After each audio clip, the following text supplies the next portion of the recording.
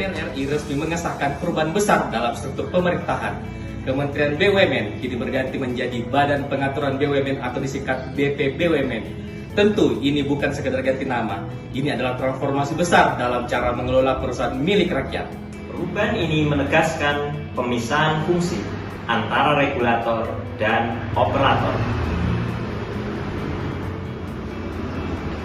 BPBUMN berperan mengatur kebijakan dan arah strategis, sementara BPI Danantara menjadi pelaksana bisnis utama BUMN. Undang-undang baru juga melarang Menteri dan Wakil Menteri merangkap jabatan sebagai komisaris atau direksi.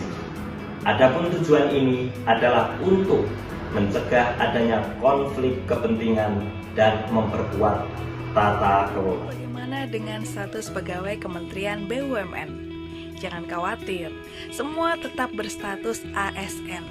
Mereka akan langsung dialihkan ke BPBUMN tanpa kehilangan hak dan statusnya. Proses transisi ini akan diatur lewat peraturan Presiden dengan masa persiapan maksimal 3 bulan.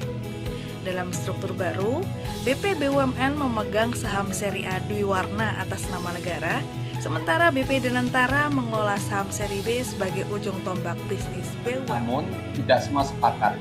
Pengamat menilai ada potensi tumpang tindih peran antara BPBUMN dan BP Danantara jika batas fungsi tidak dijelaskan secara tegas.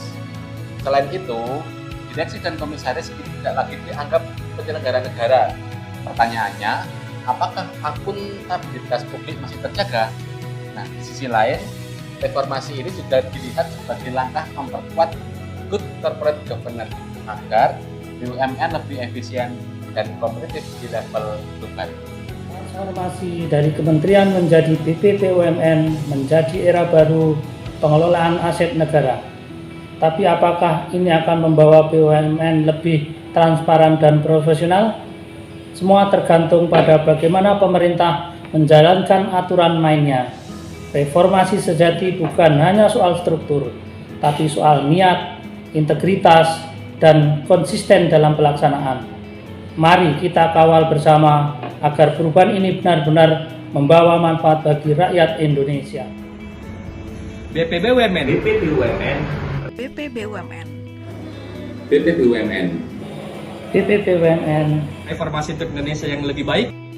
Atau hanya sekedar perubahan nama? Hanya waktu yang akan menjawab.